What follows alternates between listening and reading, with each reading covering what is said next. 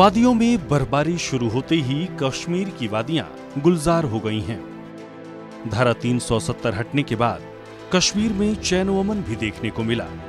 उम्मीद और आस जगी कि नई हुकूमत बनने के बाद जनता के कामों में और तेजी आएगी, लेकिन ऐसा होता नजर नहीं आ रहा है। उमर अब्दुल्ला की सरकार बनने के बाद सुरक्षा बलों और गैर स्थानीय लोगों पर आतंकवादियों के हमले बढ़ गए हैं। यानी कश्मीर में शांतिपूर्ण माहौल देख आतंकी बौखला गए हैं। करीबन 30 साल बाद कश्मीर में अंतर्राष्ट्रीय क्रिकेट खिलाड़ियों का रात 12 बजे तक खेलना वाकई हालात में सुधार का ही परिणाम है, लेकिन पड़ोसी मुल्क में बैठे आतंकी संगठनों के कमांडरों को ये राज नहीं आ रहा है, जिसका परिणाम है कि सरकार बनने के बाद से अब तक जम्मू कश्मीर में सुरक्षा बलों और आतंकियों के बीच कुल 8 बार मुठभेड़ हो चुकी है, जिसमें लश्कर ए तैयबा का एक कमांडर समेत 6 पाकिस्तानी आतंकवादी भी मारे गए हैं और 2 आतंकियों समेत कई संदिग्धों को गिरफ्तार भी किया गया है। सुरक्षा बलों की मुस्तैदी और पैनी नजर इन आतंकवादी गतिविधियों पर लगातार बनी हुई है, जिसकी वजह से इनके नापाक मंसूबे कामयाब नहीं हो पा रहे हैं। जैसे जैसे वादियों में बर्फबारी बढ़ रही है, यकीनन सैलानियों की आवाजाही भी कश्मीर में बढ़ जाएगी।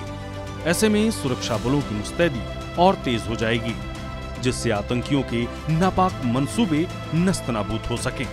सूर्या समाचार के लिए श्रीनगर से मीरा आफ्ताब की रिपोर्ट।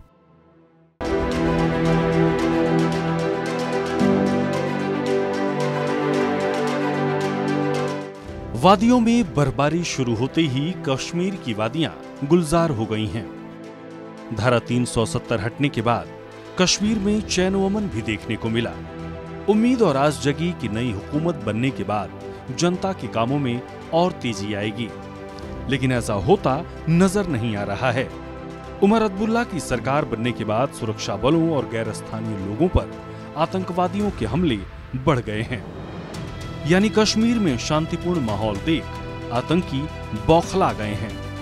करीबन 30 साल बाद कश्मीर में अंतर्राष्ट्रीय क्रिकेट खिलाड़ियों का रात 12 बजे तक खेलना वाकई हालात में सुधार का ही परिणाम है, लेकिन पड़ोसी मुल्क में बैठे आतंकी संगठनों के कमांडरों को ये राज नहीं आ रहा है, जिसका परिणाम है कि सरकार बनने के बाद से अब तक जम्मू कश्मीर में सुरक्षा बलों और आतंकियों के बीच कुल 8 बार मुठभेड़ हो चुकी है, जिसमें लश्कर ए तैयबा का एक कमांडर समेत 6 पाकिस्तानी आतंकवादी भी मारे गए हैं और 2 आतंकियों समेत कई संदिग्धों को गिरफ्तार भी किया गया है।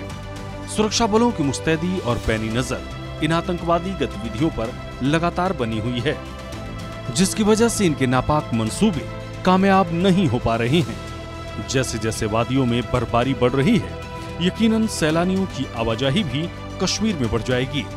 ऐसे में सुरक्षा बलों की मुस्तैदी और तेज हो जाएगी, जिससे आतंकियों के नापाक मंसूबे नस्तनाबूद हो सकें। सूर्या समाचार के लिए श्रीनगर से मीरा आफ्ताब की रिपोर्ट।